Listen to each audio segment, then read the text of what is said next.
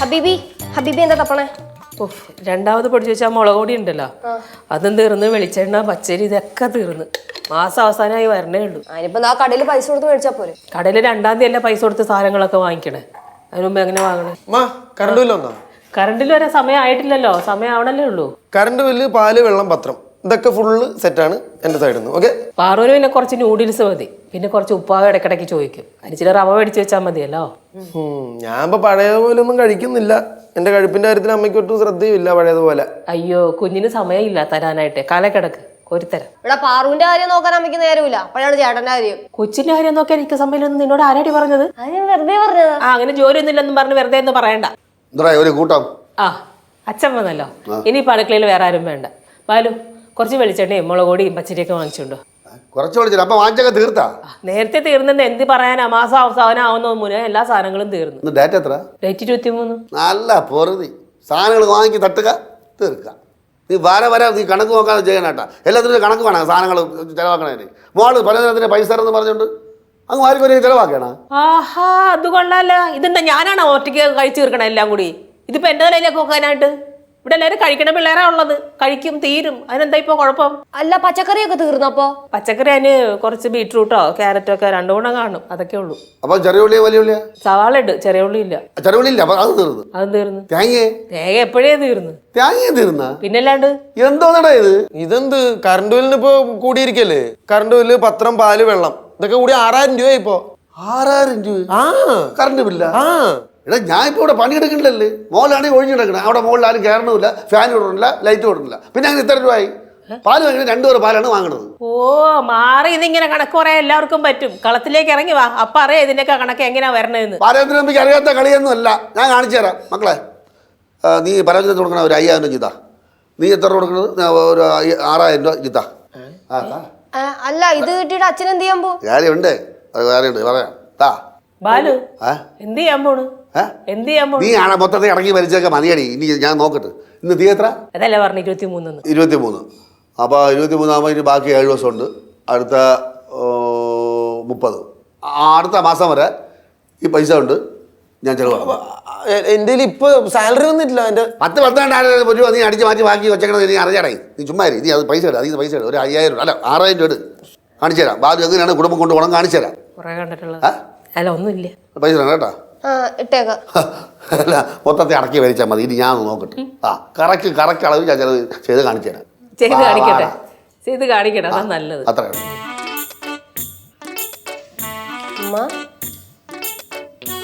കാശ് കൊടുക്കണോ? എന്തെങ്കിലുമൊക്കെ ചെയ്യ്, നിങ്ങളല്ലേ തരണത്. അച്ഛാ, എന്നാ പൈസ 5000 ഉണ്ട്. 5000 ഉണ്ട്, നേരത്തെ ചോദിച്ചില്ലേ? എണ്ണി നോക്കട്ടെ. നോക്കിക്കോ. അവസാനം പറയും തന്ന പൈസ 500 രൂപ കൂടുതലുണ്ടെന്ന്. നീ ആ ടൈപ്പാണ്. അച്ഛോയ്, എന്താണ് 11000 രൂപ ഉണ്ട്, 37 ദിവസം അച്ഛൻ ഇവിടെ സദ്യ നടത്താൻ പോണെന്ന് പറയുന്നത് കേട്ട്. മക്കളെ, അച്ഛൻ കണ്ണടച്ച് ജീവിക്കണോണ്ട് ഇവിടുത്തെ കണക്കുകൾക്കൊന്നും വലിയ വ്യക്തതയില്ല. എന്തിനാണ് വ്യക്തത ഇല്ലാത്തത്? എന്തിനാണ് വ്യക്തത ഇല്ലാത്തത്? അതെ, ഒരു കാര്യം പറയാം. ഈ മാസം 7 ദിവസം തീരാണ്ട്. ആ 7 ദിവസത്തെ സാധനങ്ങൾ നമ്മൾ വാങ്ങാൻ പോണത്. അപ്പൊ 1 മാസത്തേക്കല്ലേ വാങ്ങണം? പാടി കിടത്ത് ഉമ്മ കിലോയായി. 7 ദിവസത്തേക്ക് ചെറിയ ഉള്ളി 1 കിലോ മതിയാ? അതൊന്നും പറയാൻ പറ്റില്ല. ഉള്ളി കൊണ്ടാണോ ചോറുണ്ടാക്കണത്? അത് പറയാൻ പറ്റില്ല, ചിലപ്പോ ഉണ്ടാക്കിയെന്നൊക്കെ വരും. എഴുതി വെച്ചിട്ടുണ്ട് 1 കിലോ. 1 കിലോയ്ക്ക് 40 രൂപയാണ് ചെറിയ ഉള്ളി. പെട്ടെന്ന് തീർത്തളായിരുന്നു. നിന്റെ അടുത്തൊരു കാര്യം പറയാം. നീയല്ല എല്ലാരും എന്ത് കഴിച്ചാലും, മീൻ പൊരിച്ച് കഴിച്ചാലും, ഇറച്ചി വാങ്ങിച്ചാലും, എന്ത് കഴിച്ചാലും അതിൻ്റെ കൂടെ സവാള വെട്ടിയരിച്ച് തിന്നും. അത് വേണ്ട, ഭയങ്കര വിലയാണ്. 60 രൂപയാണ്. പിന്നെ നീ വെളിച്ചെണ്ണ 1 കിലോ മതിയോ വെളിച്ചെണ്ണ? ഞാൻ അളന്ന് നോക്കാറില്ല എന്തോരം വെളിച്ചെണ്ണ ഒരു ദിവസം വേണമെന്ന്. നല്ല ബെസ്റ്റ് ആണല്ലോ ചോദിക്കണത്. എന്ന് പറഞ്ഞാലും ഒരു 100 ഗ്രാം, ഒരു ദിവസം 100 ഗ്രാം വെളിച്ചെണ്ണ ഉപയോഗിക്കാവും. അങ്ങനെ 7 ദിവസം ആകുമ്പോൾ 700 ഗ്രാം. പക്ഷെ 1 കിലോ എഴുതിയിട്ടുണ്ട് കേട്ടാ. വെളിച്ചെണ്ണ 300 ഗ്രാം അഡീഷണലാണ്. 300 ഗ്രാം അഡീഷണൽ ഇരിക്കണം. അങ്ങനെയാണ് 1 കിലോ. കറക്റ്റ് 700 ഗ്രാം മതി ഒരു ദിവസം 100 ഗ്രാം വെച്ച് കേട്ടാ. വെളിച്ചെണ്ണ കുറച്ച് ഉപയോഗിക്കും, കൊളസ്ട്രോളൊക്കെയാണ്. പിന്നെ നീലു ഒരു കാര്യം, തേങ്ങ ഒരു ദിവസം 1/2 മുറി ഉപയോഗിക്കാവൂ. അങ്ങനെ 7 ദിവസം 7.5 മുറി. 7 ദിവസം 7 മുറി. അങ്ങനെ വെച്ച് നമ്മൾ കണക്ക് കൂട്ടണമെങ്കിൽ 3.5 തേങ്ങ വരും. 3.5 തേങ്ങ? പോട്ടെ, 3.5 തേങ്ങ എന്ന് പറയുമ്പോൾ 3 ഏകദേശം തൂക്കുമ്പം 3 കിലോ 1 കിലോ വെച്ചിട്ട് 4 തേങ്ങയെങ്കിലും തൂങ്ങും. ഒരു 3 കിലോയ്ക്ക് 4 തേങ്ങ വരും. 4 തേങ്ങ വരും. 4 തേങ്ങ വരും. ഓക്കെ, 4 തേങ്ങയ്ക്ക് 1 കിലോയ്ക്ക് 35 3 105 രൂപ. എക്സാക്ട്ലി 105 രൂപ തേങ്ങയ്ക്ക്. തേങ്ങ കണ്ടമാനം വരച്ച് തീക്കരുത്. അല്ല, ഇത് ഒരാഴ്ചത്തെ കണക്കിന്റെ കാര്യമില്ല പറഞ്ഞേ. ഇല്ല, ഒരു ദിവസത്തേക്ക്. കൊച്ചെ 7 ദിവസത്തെ കണക്കല്ലേ എഴുതുന്നത്.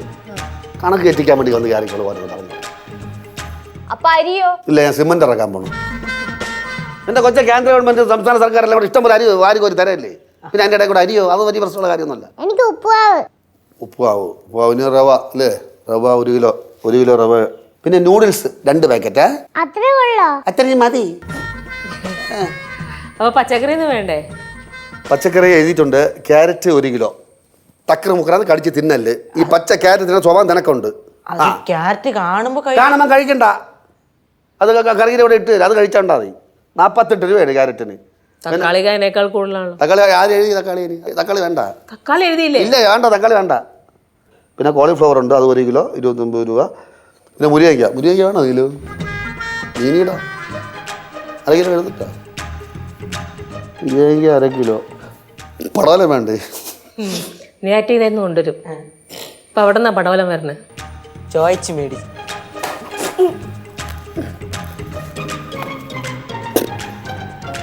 പടവലം വെട്ടി.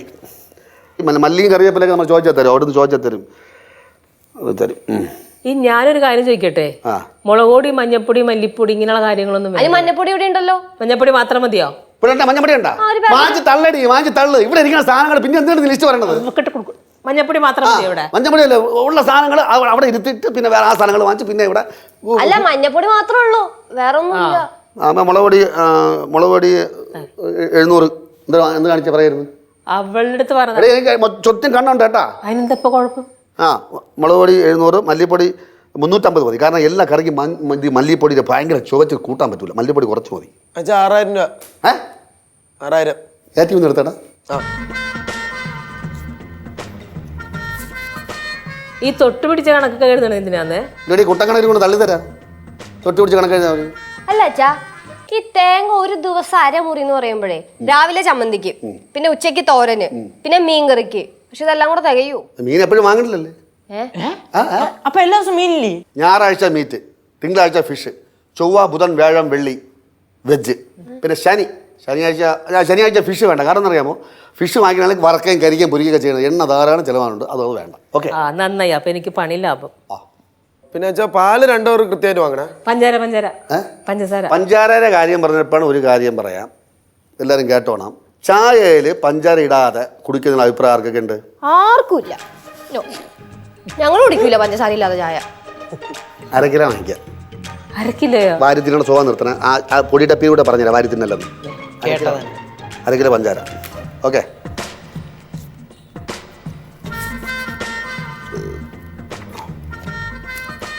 എൻ്റെ പൈസ ഞാൻ എണ്ണിയിലടേ. അതെല്ലാം കൂടെ 11 നോക്കിയാൽ മതിയല്ല. Okay okay